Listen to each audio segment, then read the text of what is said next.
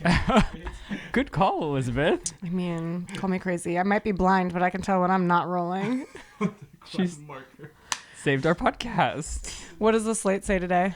I got a new slate. Oh, yeah! Thank God. What a great end to a tragic story. What? I was just going to say, where the fuck is Mickey looking? What do you mean? What's going on over there? Oh, because both Or of over them there. are looking in that direction. Yeah. I don't know.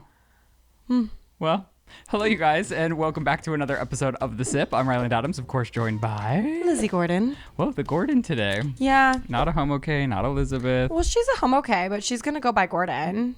Okay. Have we ever addressed this on the show? What? My name? I'm sure we have a million times. Oh, well, then never but mind. What do you have Moving to say right about along. it? No, I see a Moving lot right of people along. say, like, I have to guess which name she's going to use this week. Yeah, I mean, I spent a lot of time curating the name Lizzie Gordon, and I'll be goddamned if I don't use it. What's your legal name? Elizabeth. I don't tell anyone my legal name, you maniac. Okay, but He's always trying to dox me. Lizzie out of Elizabeth, though, is pretty generic. Right. So you didn't It's come up the with... Gordon. That's fake? Yeah. No, that's your granddad's name. It's his first name. Okay. I like your stage name. Thanks, me too. Go tell everybody when you're networking this week. I do. That's the thing about me. I can't shut the fuck up when I'm networking. One of my friends who's like, I'm usually on the receiving end of people like you. And let me tell you, short and sweet is better. And I was like, so I don't tell them I'm terrified of being homeless and having a baby? And she's like, no, don't tell them that. I'm like, okay. So we're on our way to... Well, okay, I'm coming off like the most social week of my life, so I'm recovering mentally. You know what I'm saying? He's like, a recovering socialite. it was so fun, but I don't know how these socialites do it. Right. I've been with people since we've recorded this podcast last, which was also a hectic episode because we had like so many moving parts. Shane was on the show, and like since that moment, it's been like to the races. It's particularly a lot for a recluse like yourself. For somebody who stays at home And intentionally sees no one. 100% of the time. Yeah, it's crazy. My entire family came in town. The 11th was my brother and my dad's birthday, and you joined us. I was lucky enough to join them on a whirlwind adventure to Disneyland, hence the sweaties. And Can I just preface this by saying I was reluctant to go on the Disneyland trip because I'm a very busy bee right now. And I knew that if I went to Disney, I would be losing not 1, but 2 days at the least. what do you mean? Because I cannot work while I'm at Disneyland. And the day after Disneyland, I'm in a spiral dying from all the garbage I've put in my body. You and I were dump trucks this weekend. Oh, yeah. We were straight up dumpsters. We ate everything everywhere. All at once. The night before Disneyland, though, I'm at a dinner with my friend and her father and our husbands. And this crazy bitch, in only in a fashion of which Ryland Adams could do, starts texting me, what if we left tonight and stayed in a hotel suite? And I was like, you know what? Fuck it, dude. Whatever you say. Like, I gotta leave this dinner. Like, just let me know when you're on your way, bro. And he's like, I did not say leave the dinner. He's like, oh, I had to leave the No, dinner. you did not have to leave the dinner. I had to leave the dinner. You wanted to leave the dinner. No, I didn't want to leave the dinner. It was a lovely dinner. Then he goes, I'll get us a suite, or you and me can share a room. And the two, so it was you and me and Austin and his beautiful wife Stacy, who I really love. I love them so much. Yeah. And I'm super happy to go and share a room with Ryland. And we get there, and this motherfucker has booked the smallest room. And just the one. And on our way there, he's like, don't worry, there's 5 beds in this room. Guess how many beds there were, Chris? How many? 2. You know, Two fucking twin size beds. And then and to make matters worse, I had a violent sty. You think I've never had a sty in my life. I had a horrific sty. And you think I wanted to share bed with Miss Sty? No. No, I didn't. But you set it up like And that. you know me, when I'm traveling, that is something I go large on. And here's the thing. I also want to say, and I'm incredibly grateful for the opportunity to attend Disneyland and to stay at the California Adventure Hotel. The Grand California Adventure Hotel Park, whatever the fuck it's called. I honestly am super, super grateful. And It was wild. It was wild. It was wild to share a room with 4 adults. But the thing is, I started thinking, well, this is Los Angeles. If I wake up at 6 a.m. and try to drive us to Disneyland and fight 3.5 hours of traffic, no, it's a fucking idiot by joke. the time I get there, I'm going to say, you guys have fun. I'm going home and figure out a ride. Yeah, Uber home. And so I was like, the only way for me to have a pleasant experience in a place that I don't identify with as fun in the past, right, was for me to stay the night and wake up ready to go. You know what I mean? And that was always our plan, were we to Disney together. We were always going to stay at the hotel the night before and then go in hard. But I do think it was particularly funny. Like Stacy and Austin went straight to bed and they're like, we're going to go for a walk and hopefully exhaust our bodies to the point of which we can come back here and fall asleep comfortably. Sharing a room. And they're not like king size beds. They like were little beds. They were beds. tiny Lizzie beds. and I were touching butts all night long. Yeah, butt to butt. So nothing gay happens. Don't worry. That's later on in the show. Why? Well, what? It seems like a perfect segue if you've got something else to add. about your lesbianism. What about my lesbianism? What we were talking. I don't know how lesbians came up last night, but then you became the center of topic amongst 8 people about your lesbianism. Wow. And I have none.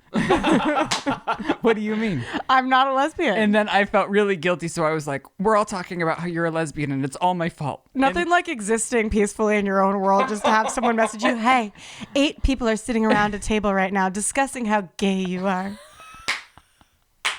Hope you're having a beautiful Mother's Day. XO Ryland, the birthday boy. No, I think just because I have an appreciation for the female body, which is without a doubt more aesthetically pleasing than the male figure. You think so? Absolutely.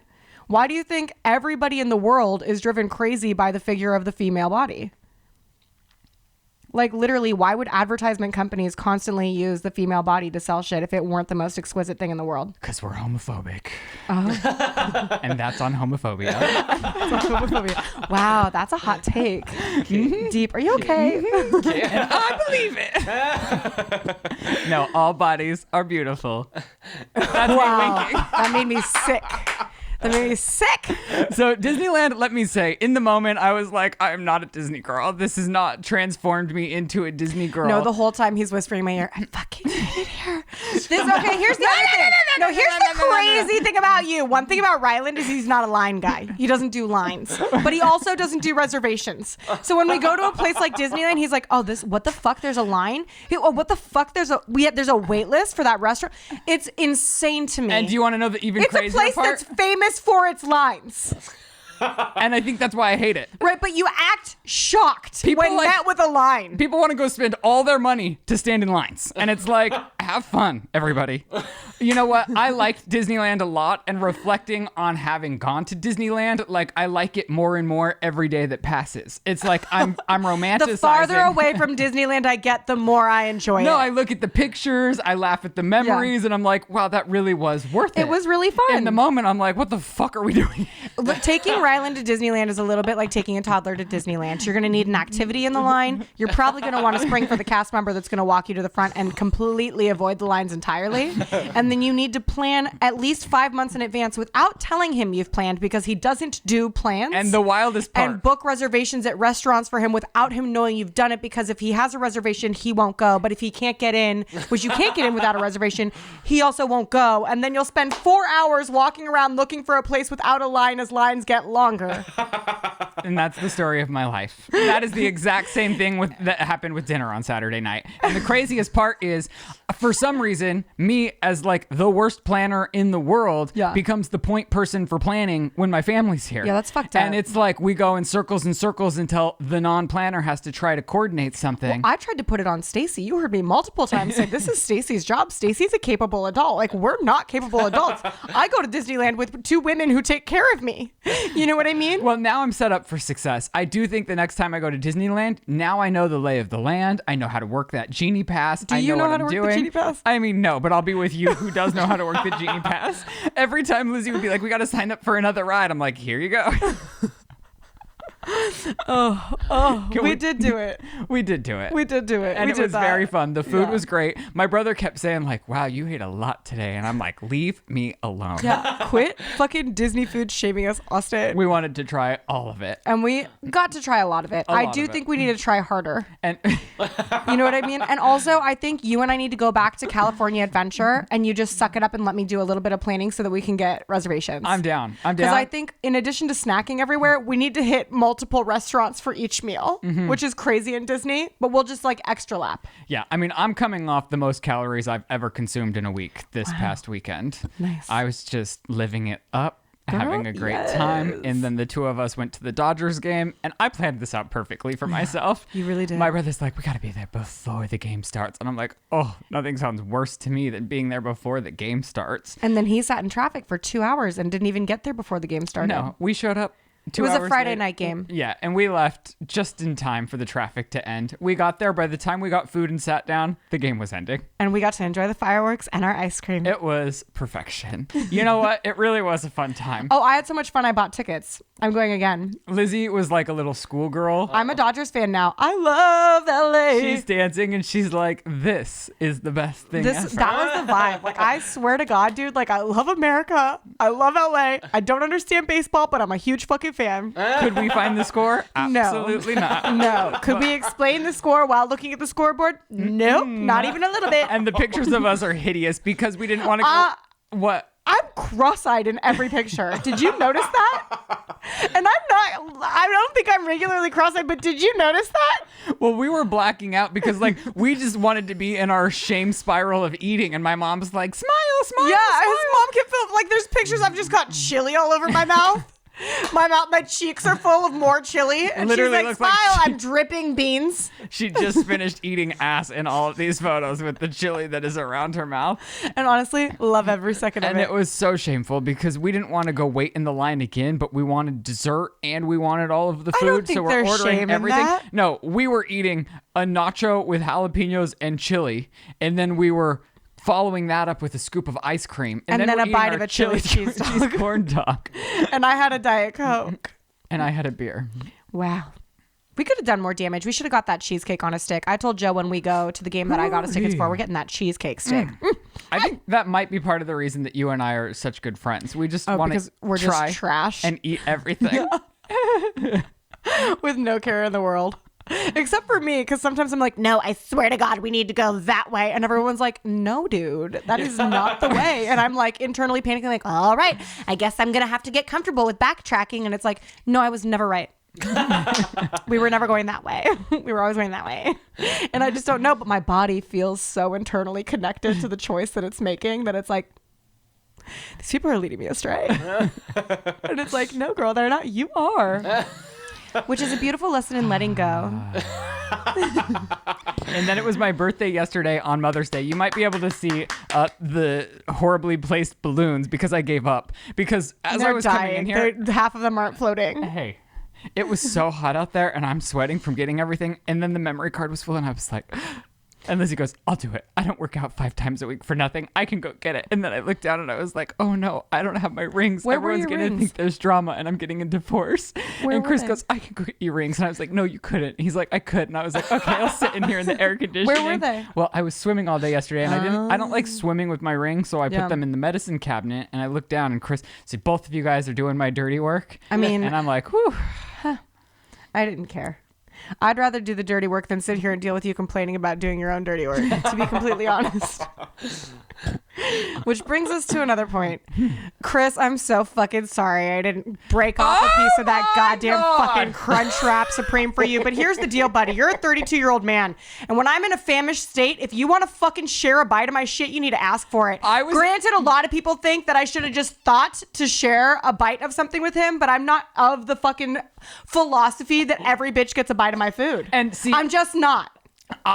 always had the intention of splitting it in half. Like right when I got it, I split it in half. I know, you come from a family of food shares, and I think it's sick. I took the first half for Shane and I passed the second half back for you and Chris, but because I'm like looking forward in the car, I didn't even know that was happening. So when I went back through and I was like watching it before uploading it, I was like, she really did never give it. I mean, my first impulse is not to let someone I'm not married to take a bite of a sandwichy substance, and I never would have thought to break it in half and give him a bite. Here's the thing, Chris. You need to speak up for yourself. You need to fucking advocate for yourself. You're sitting in the back being like, I love Taco Bell. And then Ryland's like, what do you want? And you go, I can't speak. No. I'm just saying, I think it's fucked up you didn't give him a piece. I agree there. I mean. But also, Chris, you need to be an adult and say, hey, Lizzie, because there's no world. I'm such an asshole. Like, I come from being such an asshole that if Lizzie was sitting there eating the special menu item that I had ordered, I would have been like, you bitch, give me some of that right now. And honestly, I would have been like, I'm not giving you a bite. And then you would have told me I could rip it off.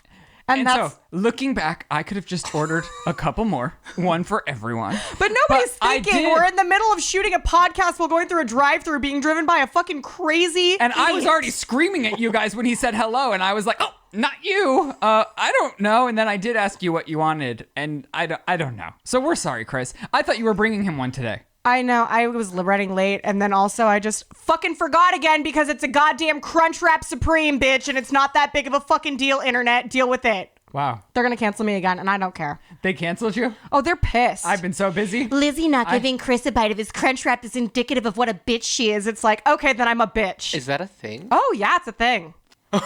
Yeah, it's a fucking thing, and I'm not kidding right now. You guys need to grow the fuck up.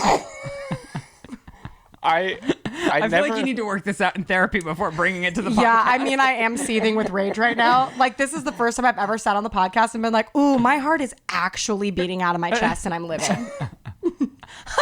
We're all a little wrong here.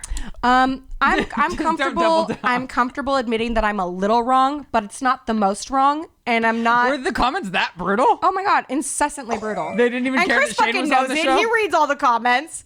I didn't know. See, I had so much family in town. I haven't actually read the comments. Oh, I stopped reading the comments for the first, like, the 50th person who's like, Lizzie's a cunt. It's like, okay. I didn't even get a real Call name me the for that cunt rat episode. supreme or whatever the fuck. Where's the real for that episode? You dragged me to Disneyland.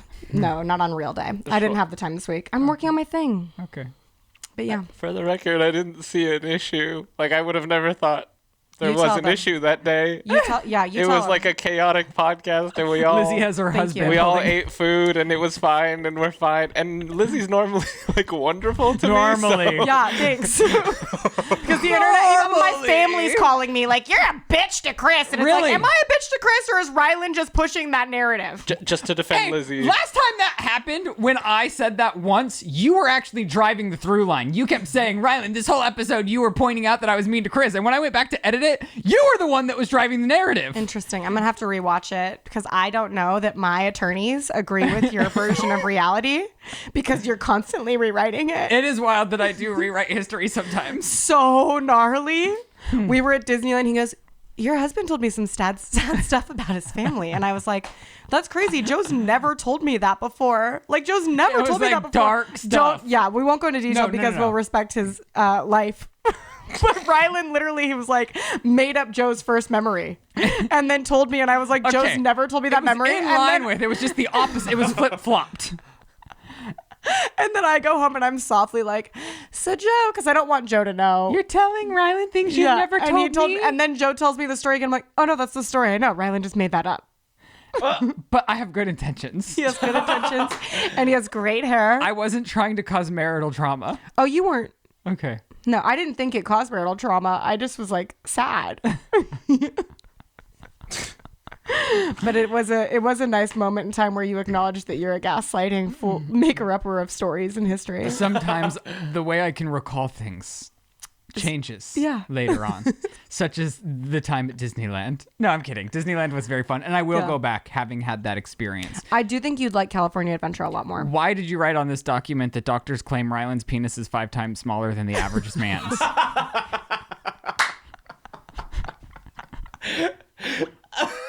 Do you care to explain? Okay, yeah, dude. I thought you were gonna delete it. First of all.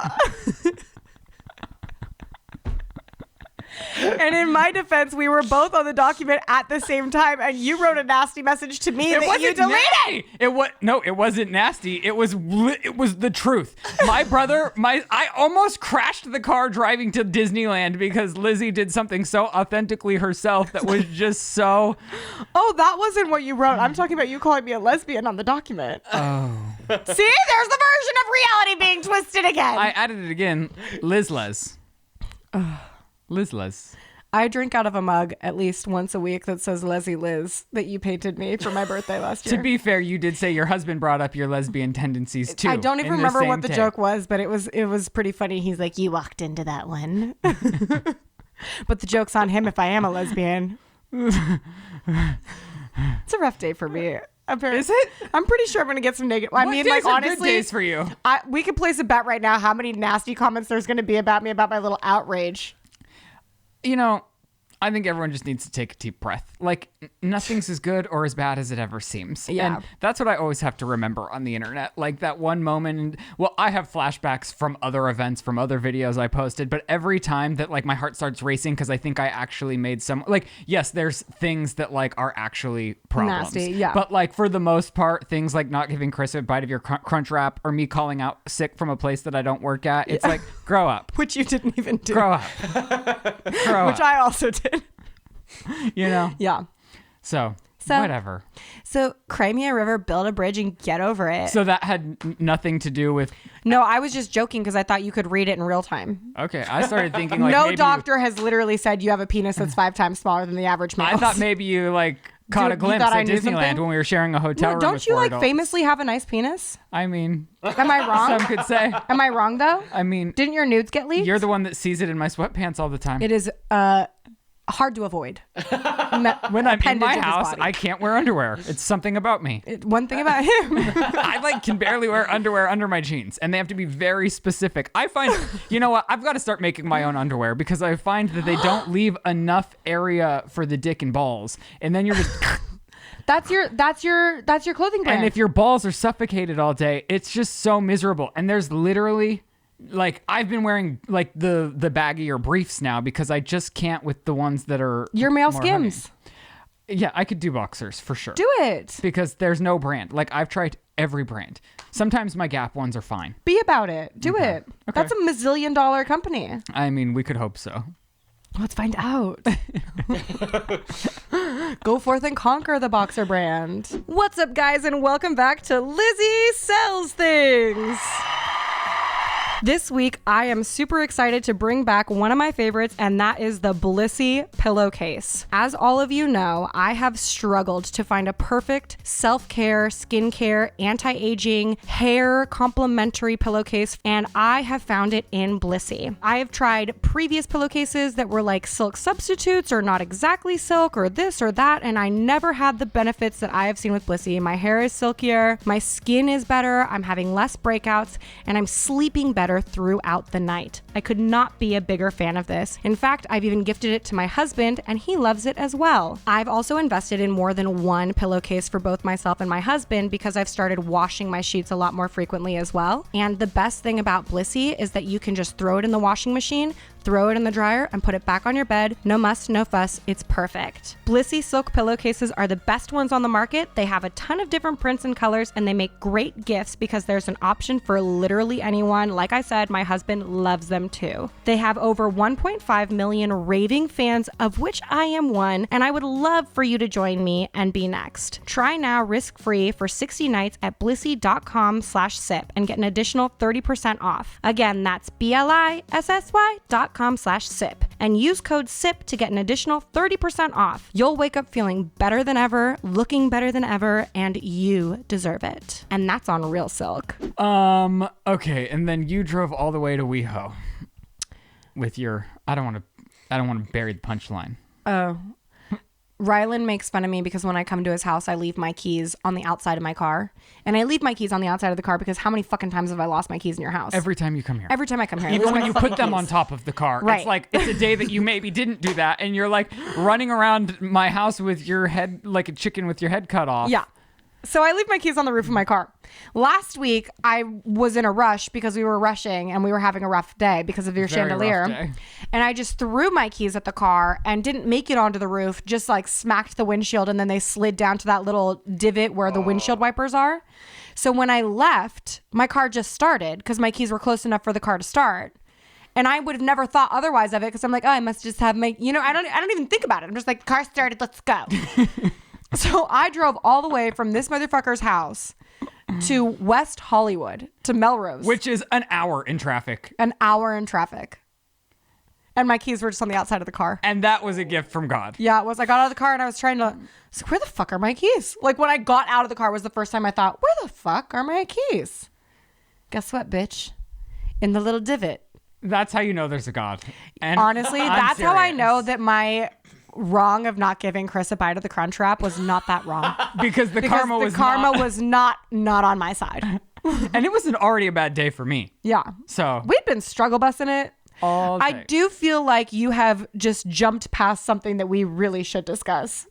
Okay. The Addams family, and I mean maybe just the men, but it did feel like a family affair. You're trying to get me canceled right now. Now she's I'm- like, no. people hate me, so I gotta cancel them. I'm not trying to get you canceled, but it is definitely like a hereditary trait in your family and also maybe in your in-laws as well, because they seemed pretty comfortable with this as well. We're leaving Disneyland and they want pictures with the Disneyland entrance, which like I get. I love it. So cute. Get it, girl, for sure.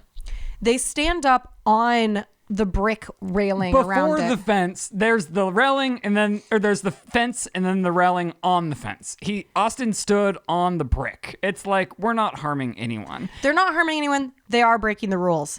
And there's no sign on the fence that says don't stand on the fence. Dude, honestly, I bet there fucking is Well, somewhere. it wasn't visible to me. And that's fine. Then security comes by and they're like, get off the fence. And they refuse to get off the fence. we didn't They refuse. just keep, no, it's not that they actively refuse. It's that they get tunnel vision and they can't see or I hear couldn't the hear him. security. There was a security guard coming from a distance, repeating over and over, get off the fence. And I'm just get like, off a the couple more. And then Austin then- finally jumps off, and I'm like, at least I have the memories. Then he fucking shit talks a security guard. I did not shit talk He him. turns around and he goes, listen, bitch.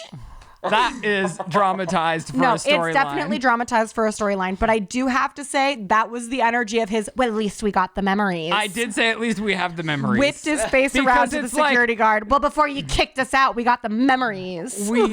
They traveled on a plane. We stayed overnight. We spent thousands of dollars at Disneyland. It's like, let me fucking take a picture with the landscape that we're not ruining at all. And it's like, I felt like this guy was more on a power trip than anything. And I understand, like, yes, follow the rules, but like, I'm going to get the picture. And guess what? He didn't get to delete my pictures, so I have the memories. Next time, he's probably going to delete the pictures. Cut to night 2. This was not me. Nope, this was you. No, this was not me. You were holding the camera. Was I? Yeah. Could this it was have you. been me? I literally have a picture of it. Wow. So I just like to get the shot. What can I say? He loves to get the shot. And I'm like, also, like, I'm not hating on you for this. I love this about you. This is one of the reasons why I like traveling with you, because, like, I know that I can just stand in the background and we're going to get whatever the fuck we want. And I stand up for myself. And you definitely stand up for yourself. I'll definitely feel guilty. Like, as we're leaving Disneyland, I was like, oh, I feel bad about that. She was like, oh, you were too mean to the security guard. I was like, no, that I did it in the public where everyone could witness me doing it. The admittance of that on this podcast after me screaming at Well, it's Chris 'cause for not getting a bite of the Crunch Wrap Supreme I didn't offer him shows how out of touch you and I It are. wasn't actually, but it wasn't like the exchange was 2 seconds long, and I said, well, at least I got the memories. Like, it was bitchy, but we Right. didn't raise our voices. No, It but wasn't he a is fight. upset that someone might have witnessed it. Yes, but I am upset that somebody was like filming it, and now I'm viral on TikTok for being an asshole. But guess what? I'm beating you to the punchline because I'm exposing myself. And we love a self-aware queen. I'm 32. And that's on growth. Because I kept thinking I was turning 33. So when I found out I was turning 32, I was like, damn, I'm young. I tell you like once a day that you're 32 years old. I'm so convinced that I'm 33, though. So it's always a shock when I'm 32 and I have a whole nother year before I'm 33. Oh my God, I love that for you.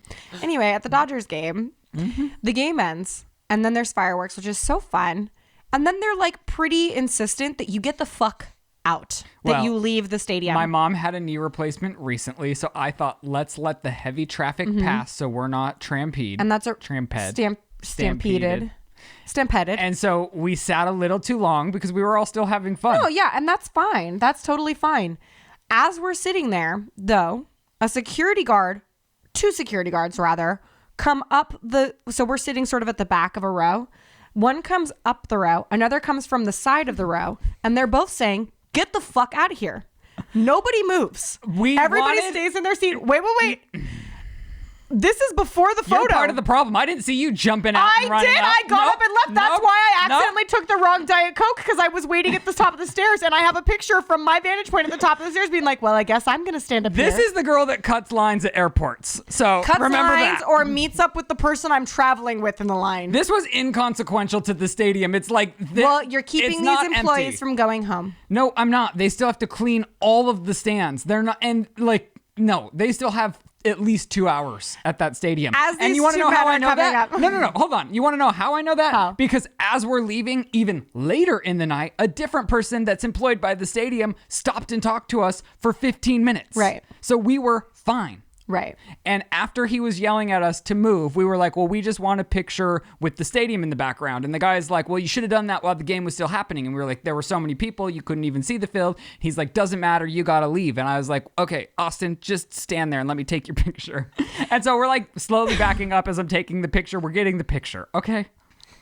Is it that big of a crime? That's on the Addams Family crest. We're getting the picture. My mom scrapbooked our entire life. And I like to have the memories. I love that for you. That's Okay. sweet. That's sweet. And I am also pointing out, from my vantage point, a pattern of behavior with reckless abandon for security guard authority. Okay, and now that I know that, I will try to work on it. Although, will you? Yeah, I don't know. No, probably not. But that's okay. That's why we love you. We'll see if they still love me. I'm after literally that. never going to share a Crunchwrap Supreme, and you keep taking your photos while security guys try to take you down, and I support you in that endeavor. And then we met a beautiful woman who has consumed our content, and she was, well, no, I guess that's not for the podcast. Never mind.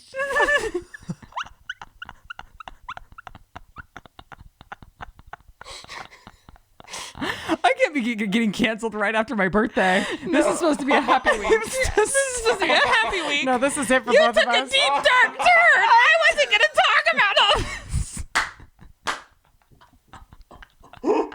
It's the panic stuttering for me. I get canceled. I know who I am. I'm sweating I'm profusely. polite. I'm a stand-up citizen. He tips so good. I really do tip well. He's a really good tipper, and he tips when he shouldn't. Anyway, since we're all burning hot Okay. with shame, should we get One into more some... thing. Sure. So there's like a crazy writer strike going on. Let's put the nail in my coffin. There's a crazy writer strike going on, and like, go writers. I support it. I want the writers to get paid. But Lizzie, we're like so just like talking about it in the car, what it means for the industry. And like Lizzie obviously supports it too because she's a writer and she wants it all to be, but she's not a part of the Writers Guild just yet. But I do have to say, even individuals who are not part of the guild are not allowed to be writing, because if you write in like on the outs, like if you break the strike line and scab and you do the job, you're only fucking yourself. Because you can't later join. You not more than you can't later join is you're saying I'm okay with being treated like shit. Right. While you, who I cannot even specifically say what it is that these studios are actually doing besides providing capital. Mm-hmm. And there's so many figureheads that are part of the development. As I've developed one show, so this is all I can speak to. I've developed one show with a studio, and what I noticed is that there are 9 to 10 people on a Zoom call who are not providing any kind of work creative to a show. And here's what's happening: the writers are really responsible for the stories we consume, and they're not getting compensated because everything's new media, and new media fucks writers because even grander than just not being compensated, like the entire nature of the work has been altered from its traditional Writers are ways. just fucked in all ways right now, and that's why they're striking. But what was hilarious about this? Well, I have seen that people want to know more details about it. So do you Okay. mind if I just... Yeah, go for it. So what specifically is going on is with the development of new media, traditionally, writers are accustomed to getting a job where there are 8 to 8 at the low end, 22 at the high end episodes. This is television specifically. 22 episodes of television, and you write while the show is produced, which means you're employed for a big chunk of the year. Most of it, yeah. And that's great. That's job stability. That means I have enough time and money to make a home, have a home, afford a home and afford a family, and be a person who's, focused on working on this thing where I can put all of my attention and energy to ensure that the best content is being made. And honestly, you and I have talked about previously and complained about the quality of the content that's being produced, and it's suffering because the nature of content creation has altered drastically. Now, because of binging, they want you to write all 8 episodes before it goes to shoot, which is a shorter period of time for you to create the same amount of content that you used to make. And then they're canceling them before the writers would have an opportunity to get a raise. They're just really taking every loophole to fuck the writers. Even before that part comes into play, they're not staffing the rooms with enough people to do the work, so it becomes one person writing 8 episodes of a TV show in a really limited amount of time. For example, you watched The Bear, right? No. Oh, did you? Shocking, because you love bears. I watched The Bear. The Bear is a really great show about a guy working in a kitchen trying to make which is, funnily enough, it's an analogous story. It's a failing restaurant business, which one kid is killing himself to keep going for his family. And in the same scenario, the guy who wrote that show got barely enough time to write something that's award-winning and amazing and had a great fucking run. He couldn't even afford the tie that he wore to the award shows to claim his awards because he's so in debt. Which is crazy. Infuriating. It's definitely because infuriating. these shows don't exist without the writers. Yeah. And the heads of these studios are raking in huge bonuses on top of huge salaries, while these writers can't even afford their mortgages if they're lucky enough to be able to have a own mortgage. a house. Yeah. And now they're all having to strike, which means not work, to fight for better wages and terms to their contracts. From what I understand, there's also another crazy ass term where the Writers Guild was like, we just want to ensure that you're not going to outsource our jobs to AI. Because all of a sudden, ChatGPT can do outline on a movie. It can't technically write a script, but it can give, and I've played with it. It can give you a script. It's not going to be in a script format, but it can give you a script, and it's shit. It's not good, but it can break down an entire movie. This is at the very base level. We don't know where that will be in 6 years. This is at the very base level. So the writers were just like, we want to ensure that you're not going to fuck us with fucking AI bullshit. And literally the people that they're negotiating against were like, we'll agree to talk to you about that every 6 years. They're like, no, that's not what I said. And some of the best picket signs I've seen are one is ChatGPT doesn't have my childhood trauma. It's that my childhood trauma is why I am able to do what I do. So then just to wrap this around to something funny, we're in the car. And it was something about the next day came up and we were talking about our plans for the weekend, and Lizzie goes, oh, well, I might go down and join the picket line. I need to do some networking. Obviously, it's you a had joke. to be there, but Obviously, it was so it's a funny. It was so I mean, good. I have noticed that I don't honestly think that the picket line is a good place to network, but I do definitely think that it's an important place to be as a person who's manifesting joining the union so that I can afford a family. And if you get on a show in a great writer's room, you want that to be a livable job. Yeah. And you want it to be something that you want to put all your creativity in and feel valued for. It's the thing that's so wild to me is, so I think I was talking to you about this, but I sold a show. And a majority of the time when you sell, so I went into a room without a screenplay and I said, this is my idea for a TV show. Here's how I see the pilot. Here's how I see the season working out. Are you interested? They said, yes, we're interested. A majority of the time, that kind of development work, which I've been working on since I was 28 years old. I'm now 33. Right. That's a long fucking period of work where I put my own money into it when I had no money. Yeah. So I'm out of money. I'm working a regular job to financially support myself. And I'm pursuing something that I love that I feel is the only thing I can do at a high level. Right. To be completely honest, I'm virtually unemployable. I could do other things, but not really. Right. Like, you're not going to want me to do it. There's very few, like, maybe I could do sales, but I can't do the administrative part of it to save my fucking life. Like, gun to my head, I'm dead. Right. Anyway, the amount of effort that goes into developing something like this, a majority of the time, if you sign on with a production company, the production company does not give you development money. You're doing all of this on spec, which means for free. And then if you get a studio to sign on, more often than not, you're also not paid for the pilot that you then write for the studio. You negotiate a contract of what you will be paid if a network signs on to make your show. If a network signs on to make your show. And then you need to hire an attorney to go back to the studio to say, listen, bitch, this kid's done a fuck ton of work and you're going to pay them. And then when the studio comes back, they go, okay, what was the last thing she got paid for it? And in my situation, it's $500. So now I've done 5 years of work for $500 if we're basing it off my previous quote, because I am not a guild member. Right. But because I was paired with somebody who's like fancier than I am, my quote went up to, I think, the WGA minimum. And I'll just be completely honest with you guys, like my rate, and it's rare that I was paid for this pilot. Like not everybody gets paid for a pilot. You get paid for like development deals sometimes. If you like sign on with a studio, I'm pretty sure they have to give you a fee up front to like basically put you on timeout while you develop only for their studio. And more often than not, the content that you develop for them just sort of gets shelves and like is rarely made. Yeah. But you do get a small fee for being on their quote, like roster or team or whatever. So I was offered $30,000. Now, the way that they distribute the $30,000 is over a period of time with the deliverables being met. So this is during COVID-19. The first deliverable you have to, like, the first thing is like your starting fee. And they drop you like, you know, maybe a third of what you're going to get. And this is already 5 years into you working on this project. This is already 5 years of me. That's divided by all of that as well. Yeah. So the first amount I get is like after taxes are taken out, because I'm taxed to the gods, because this looks like a massive paycheck because they're not accounting for the fact. Sum. Yeah. Yeah. So the first paycheck I get is probably $6,000.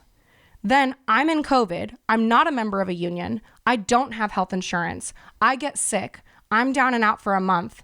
I can't write because I've got mental fatigue and brain fog. I don't get paid until I turn in my draft. So by the time I turn in a draft, and you want it to be a good draft, and honestly, if you're working really hard on a script and it's really good, it takes a while, at least 3 months to write a good script. Right. So by the time I get a script to them after having to take a month out because I'm sick and I have nobody protecting me financially during that time, a fucking 5 months later, I get the next installment of $6,000.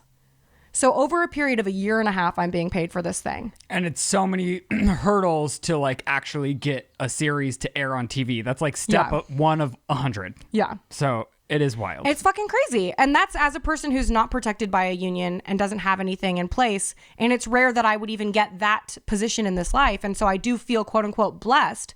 But the bottom line is like, I can't afford to live here. Right. I just can't. I look at apartments all the time and like my meltdown last week, I am not like, it's not that I'm poor. It's that I cannot afford to live in the place to do the job that I want to do. And I know I'm not entitled to anything in this life, but I do work really fucking hard. Yeah. I work really fucking hard. I absolutely love what I do. So much so that I spend a majority of my time doing it for absolutely nothing. So that when I am put in a position to have the job, I know that I've put all of my fucking time and effort into being the best I can be at this thing. Well, and then you have a library. You're good. You're building your, I mean, the more you do something, the better you become Exactly. at it. And thank God for this podcast, right? Oh, honestly, I'm not even saying for me. I'm saying for like everyone that watched, like we wouldn't have continued this podcast if it didn't sustain advertisers, if it didn't sustain an audience that came back and watched it every week. But I mean, it is like a crazy great job that we get to do while you're pursuing that. Oh, absolutely. And like, I don't know if I've ever said this here, but like I cry about no one wanting to represent me. No one's ever represented me harder than you. And I mean that like even at the I wasn't searching for that. I'm just saying like I wanted to say that though. Okay. I wanted to say that because I do cry a lot about how nobody has my back. But like if we're being real, if we were in a knife fight, you'd fucking bust out your rhinestone little fucking thing and jab some bitches down for me. Like I know that's true.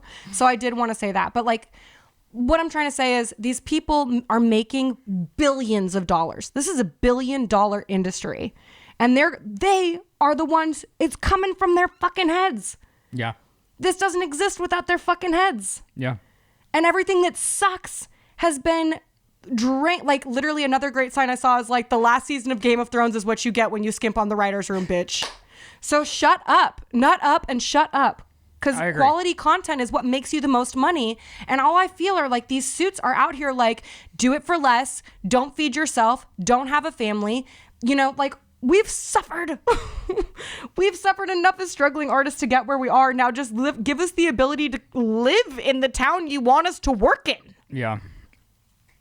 Bitch. Amen. And that's why I would go to the picket lines. I know. Yeah. And to meet a few people. All right, let's get into some hot topics. What is this? Kim and North?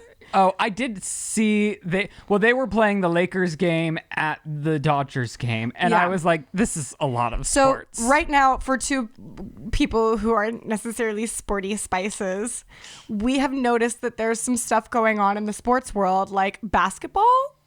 Like there's something going on with basketball. Can you silence your phone? Is it ringing? I can't focus. Oh, guess who it is? I saw. So, anyway, the basketball is doing a thing right now, I know. which is leading to like another thing. Like we're like basketball the playoffs or something? Yeah. I think it's called the playoffs. The basketball is playing off. Okay, so what do we care about? Here's what's funny. I think there's like it's divided by Western and Eastern. And I think on the Western end, like it was the Battle of California between the Golden State Lakers and the Warriors and the Lakers. So the two Los Angeles teams? No, the Warriors are Northern California. So why is Kim Kardashian on the That's what I'm trying to fucking say. Let me get there. I'm giving the backstory as a very informed person on basketball. Okay. Passing out is so hot here. She's so cool today. Like it's hot as fuck. You need bro. to meditate tonight. I don't think I will. Anyway, so Tristan Thompson, the liar and the cheater and the family ruiner, that just also bought a house right next to Khloe, plays for the Lakers. Mm-hmm. And by plays for the Lakers, I mean he is a bench warmer. Is that facts? That's or are you facts. Just being mean? No, that's facts. Is this like okay? No, that's facts. Okay. Like Tristan Thompson does not play in the games. Okay. He is a Laker that sits on the bench, which is why I think it's particularly funny that Kim Kardashian and Northwest went to a game, sat courtside with a sign that says Tristan Thompson. Wait, they're like actually going hard for him? Oh, they go hard for him. Wow. Yeah, they go hard for him. How do you think that makes Khloe feel? I bet she's okay with it because it's the father of her children and like those women are like the poster women for co-parenting in a healthy way for your children. But I think in a way that slowly kills your soul. Like Khloe's not as bothered as Courtney, because if this was Courtney, you know she'd be like, Kim is always out to get me, right and this is all I know is Shane cheats on you. I am starting a fucking picket line outside his house. Right, as you should. And throwing eggs at his car as he drives by. As you should. I am not making a Go Shane sign every time he drops a new series if he cheats on my friend. You know what I'm saying? But Kim always be looking right at these games. She do be looking right. Oh my gosh, Kim looks right. I loved her shirt. I love her. Do you know who was on her shirt? I don't She was wearing like a Jack Nicholson shirt and Jack Nicholson was there. Mm-hmm. I also don't know if this is true, but I have a faint like Mandela effect memory of Jack Nicholson not being allowed courtside anymore because one time he brought chili to a game and spilled it on the court. Am I wrong? Can you Google that, Chris? Because I feel like that's the case, but he is back now. Jack's been at the last 3 games courtside as well. Good for him. Am I wrong about that? Am I just mixing fucking Kevin from The Office and Jack Nicholson up? Like, what's going on here? We got to really pick and choose the best because we only have 15 minutes. Well, I do think that Tom Brady lending Kim Kardashian his golf cart on some island. So is this a factor? Is this like allegedly a sore set? This was Demois. But when is that bitch wrong? Always. Name one time. I mean, every time you we've ever said it. Okay. Okay. Anyway, I'm just going to say it briefly. If Tom Brady and Kim K wind up being a thing, Demois never fucking steered us wrong. I like the two of them together. I mean, I know nothing about him, but like I saw pictures of them next to each other and I was like, that looks right. He's a football guy. Yeah. And if there's one thing we know about football, it's the guys. Did you find anything? It seems to be like a rumor thing. It's not confirmed. It's not confirmed. But people have said that Jack Nicholson was like kicked off the curb because he spilled chili. Yeah. God bless him. I know he's a creepy ass dude. Like people have their complaints about him, but is it just because he's too sexy? I don't know his whole history. I don't know. Joe looks a little bit like his illegitimate side. Yeah. Yeah. does. Joe's like a Leo Nicholson. Taylor, the People's Queen. Did you see this? I watched the video clip. So this weekend in Philadelphia, at like I think the second night of the Eras tour, there, on the floor seats, a couple of girls were like, living their best Eras life. They were being me. They were on the barricades, and the security guards didn't want them there, so they were being way more rude than the security guards I had encountered. Well, a security guard was telling them that they couldn't be flesh up against the barricade between the stage and the floor seats. And honestly, though, like, they can be. Like, that's how it always is. They weren't being overtly Just like I rowdy. could be taking a picture. It's hurting no one. Sure. Okay. So the bottom line is this guy was being very aggressive with them. I would say going beyond the flashlights and the please get your ass out of the way move. Right. But even in this scenario, I feel like his flashlights and get your ass out of the way move during the show is crazy. And so Taylor on stage starts screaming, "Hey, knock it off. They're not doing anything. Stop." And then the security guard was escorted out of the concert. Whoa. I didn't see that part. Yeah. I did love, though, that she's like trying to sing the song, but also saying like, "Stop, bad blood, get out of there." Hey. Had I been at a Taylor Swift concert just trying to get a pic, I think she would have fought off the security guards for me, and then I wouldn't have been the asshole. I'll stand by that. Thank you. I do just think it's nuts that people can't. Taylor Swift doesn't speak. She doesn't speak on her life. She doesn't post on Instagram other than photos from her concert. Yeah. She's like a woman of no words, and we can't get enough. I think it's driving the world crazy that she's not like publicly available like all other celebrities, because every time I open my phone, there's 18 million headlines about Taylor Swift right now, and I'm like, damn, this girl is the most famous person on the planet. I'm obsessed with her. Her parents have been going around the crowds before the show starts and like collecting friendship bracelets from fans and like actually reading them, and they're like, "Thank you." So G Flip and Chriselle Staus from Selling Sunset are married. Yeah. This is good for them. Yeah. Do you know what G Flip's real name is? Absolutely not. It's like Georgia Flippo. Wow. Yeah.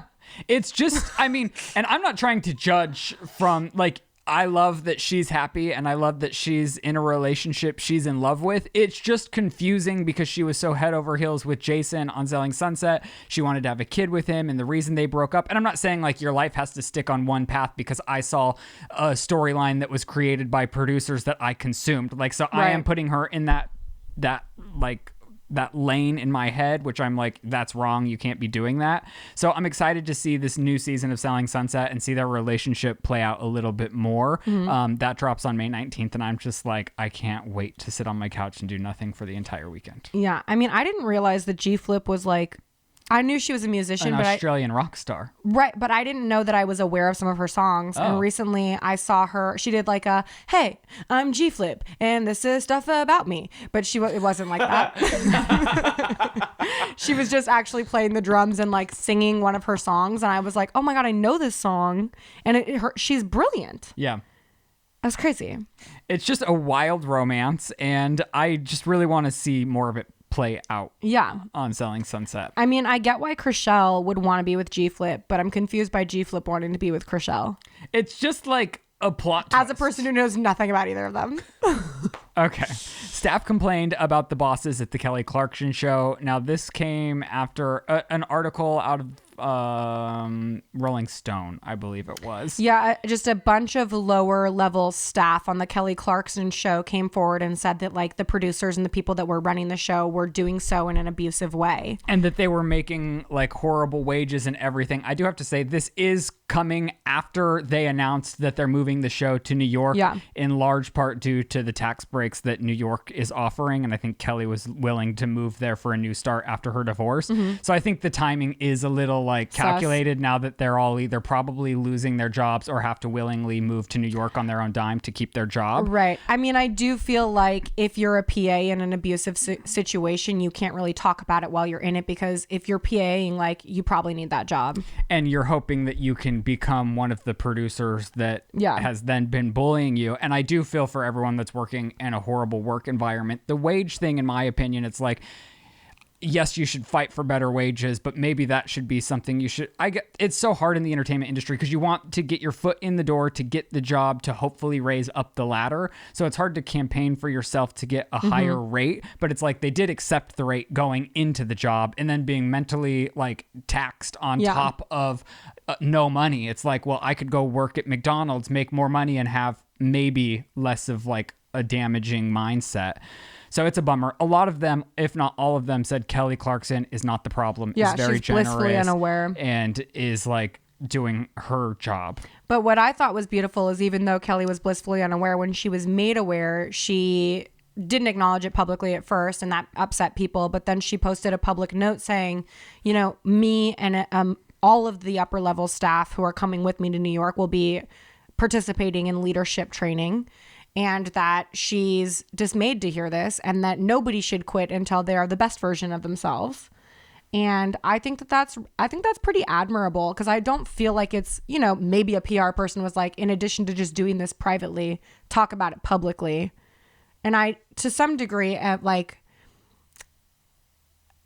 yeah, I guess it's a valid announcement for her to make on her part, just so that people know that things are changing. Well, because she's the face of the show. Yeah. And just because she's the face of the show, there's so many moving parts on a talk show like that employs hundreds of people. Yeah. There's no way for her to be able to check in on the segments that are being produced or all of the employees in every sector of the show.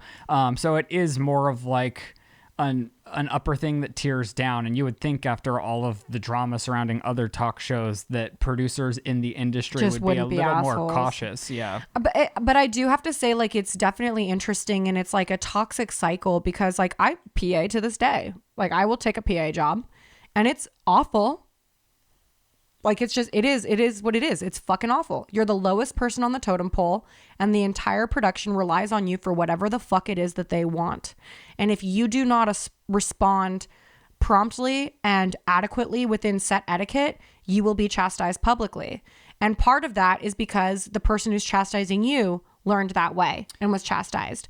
And so it becomes this vicious cycle of the abuser was the abused, and then it just keeps going because those are learned behaviors. And then people behave that way because they're like, well, I did it. That's the way of this land. Yeah. And I feel like in a lot of Hollywood environments and like agencies or like all of these things, those cycles have had to be addressed. So I think it's just like... I think it's gotten better.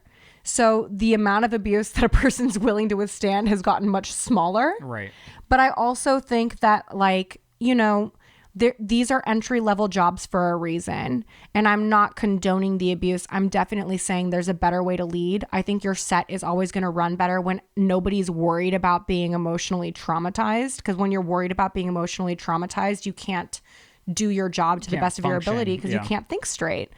And so I do think that that's a really important thing to remember. But I also think as a person in an entry-level position, you need to have respect for the way that the job is done. You don't come in having graduated from film school as a PA and know everything. You just don't. You've never been on a set that you weren't running yourselves. So when you come in, it's important to say, okay, I'm in a position to learn. I'm going to play by these rules.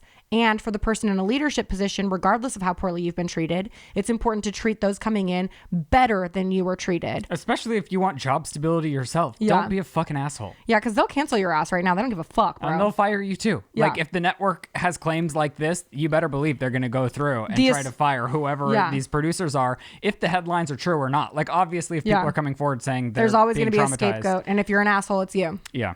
And the other thing is, like, just don't be that guy. It never feels good to be on the receiving end of abuse.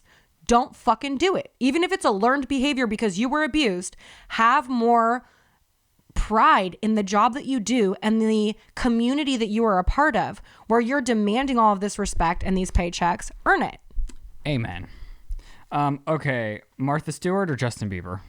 Dude, low-key, they're so quick. Martha Stewart is the fucking Sports Illustrated swimsuit cover girl. Good for her. God bless that I clicked woman. on the link. She's looking right. She is looking right. And I just love that she's embracing this. The trajectory of this woman's career is so fucking funny to me. From like federal felon to fucking Snoop Dogg's bestie, and now she's on the fucking cover of Sports. Supermodel. Yeah. and 81 years old. Stunning. You know, like, it's never too late to start any endeavor. She gives me hope, but I also know that at my age, she was probably already thriving and had an entire line in Kmart. So I'm a little bit behind, but Martha, swear to God, I'll catch up one day, girl. Okay, Justin Bieber and Haley on having kids. Why did you say you love how Justin is always Justin? Because I don't know how it's happened to me, but my TikTok has turned into like a Justin archive fan page. Really? Yeah. Wow, that's how my Instagram Explore page is with Taylor Swift right now. Yeah. So I just keep getting these little sound bites of like Justin like being face to face with people who are just being fucking assholes to him over the years in the media.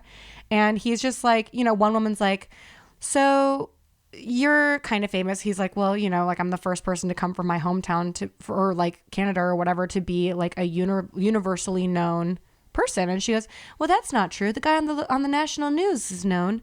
And Justin just goes, he's like maybe 11 in this. He goes, you think a small town in Germany knows our news anchor? And she goes, well, I guess not. He goes, okay. And then there's just all these other examples of people being super inappropriate with him, like someone asking him how much money he's allowed to have. And he's like, how much money are you allowed to have? Like just always turning it back, even as a little kid, knowing that's inappropriate. Why are you being inappropriate to me just because I'm a little kid and I'm famous? Right. Or adult women who are like 21 being like, how do you feel about older women? And he's like, I think it's fucking weird you're asking because I'm a minor. He's always stood up for himself, Yeah. even at a time when people would be like even when he's at his limit and people are treating him awfully, like wanting to get his picture Yeah. or wanting to talk to him, he'll just be like, I'm sorry, like I'm a human and I can't do this right now. Yeah. And he'll just like walk away. Yeah. And it's like, good for him for I love always it. advocating for himself. And so why I put this in here is because recently it's been in the media that Hailey Bieber is afraid to have children. And it's not just like, you know, what everyone's afraid of when having children. She's extra scared because the internet's going to be brutal to her kids, like they're brutal to her, like they're brutal to her husband. And I get that. Another thing is like people have pressed Justin since the day they got married. When are you going to have kids? As if it's our business. Right. And he has constantly said, like, I want as many kids as Haley's willing to give me. It's her body. It's her choice. When she's ready, I'm ready. And I'm just like, my God, that is so sweet. He like literally is always like, you know, she's a woman who has a lot of things she wants to accomplish. And I'm, you know, going to give her the amount of time that she wants and requests to accomplish the things she wants to do. Wow. Like, goddamn, dude. Good for Justin. Good for Justin. Justin. Justice for Justin. I was sent a picture of a guy who had submitted your birthday on KTLA, and What? you were on the birthday shout outs, and this is What? a photo of you looking good. Oh my God, that's at Kate's wedding. Why did no one tell me this? He did. He emailed us and told us, and it was Benji. He said he submitted your photo for the birthday on KTL. Is it ABC7? Are these people also famous? I don't know. Oh. I don't know if it's just like People random whose locals birthday? or like I love this. Who did this? Can I say his name? his name's Benji. Benji, God bless you, sir. This is the best thing that's ever happened to me. And if mine wasn't on there yesterday, god damn you. Oh my God, Benji, write us back. I want to look up these people. You look so good in that photo. That's Kate's wedding. I did my own makeup. Wow. Yeah, Sophie Poser's right here. Ooh. Okay. All right, you guys. Well, thank you for watching today's episode of The Sip. We love you so much. We'll be back here next Wednesday. Follow us on social media. Lizzie posted a new vlog this week. I have a new vlog going live soon, and that's it. Oh, can I just say one thing about my vlog? What? If you watch it and you're worried about me, like, I swear to God, I'm okay. Is it another sad girl vlog? Yeah, it ends dark. But it's like, I swear to God, I'm fine. I'm just a hoarder who's realizing they're a hoarder. Blaming her husband for hoarding things. Right, Aggressively. no, I mean, I'm a hoarder. I'm a hoarder. I'm a Okay, hoarder. we're sorry, Joe. But the vlog has nothing to do with Joe. But if you watch that and you're like, I hope she's okay, it's like, I'm okay. And that's The Sip.